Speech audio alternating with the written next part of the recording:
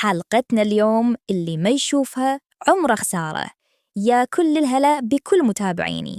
اليوم راح نحكي عن مباراتين قمة بالإثارة يوم الثلاثاء والأربعاء. خلي نبدي بمباراة برشلونة وأتلتيكو مدريد. أني أشوف مهمة برشلونة أسهل من مهمة ريال مدريد.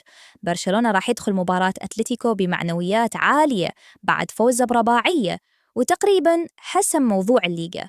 مدرب برشلونة زرع داخل لاعبينه روح الانتصار، وبدليل آخر مباراة برشلونة قدم مباراة ولا أروع.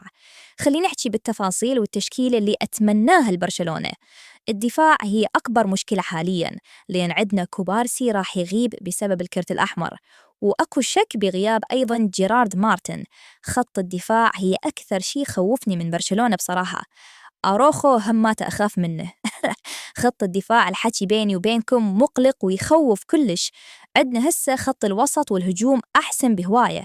عندنا هواي أسماء، بيدري أولهم، وأيضاً فرينكي عودة موفقة طبعاً. برشلونة راح يهاجم من أول دقيقة، وأتلتيكو راح يدافع ويعتمد على المرتدات، وهذا الشيء المتوقع.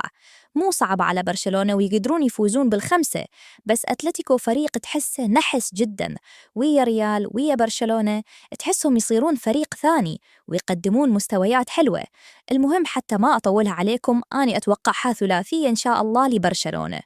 مباراة الثانية، ريال مدريد في ورطة كبيرة أمام بايرن ميونخ. صراحة يا جماعة، الغريم شغلته أصعب كلش من برشلونة، وتوقع صادم بخصوص مباراة الغريم. ريال مدريد آخر فترة يمر بأسوأ أيامه، خصوصاً خسر سباق الدوري وراح يروح لمواجهة البايرن وهو ما عنده شي يخسره بعد، وراح يندفع ويهاجم من بداية. الريال مو مستقر، وتحس لاعبين لحد الهسه ماكو تفاهم بينهم، وسلسلة الفرص المهدرة من فيني أو كيليان كارثية، وما يستغلون فرص بشكل صحيح، وأيضاً دفاعياً يعانون كلش. الريال رح يواجه فريق كلش صعب.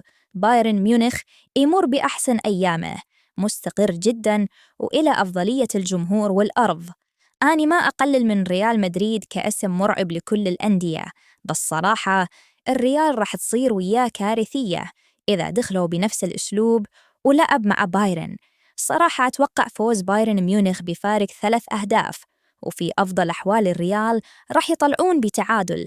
هذا واقع، ولا تزعلون مني، بس هاي واقع حال ريال مدريد هاي الفترة.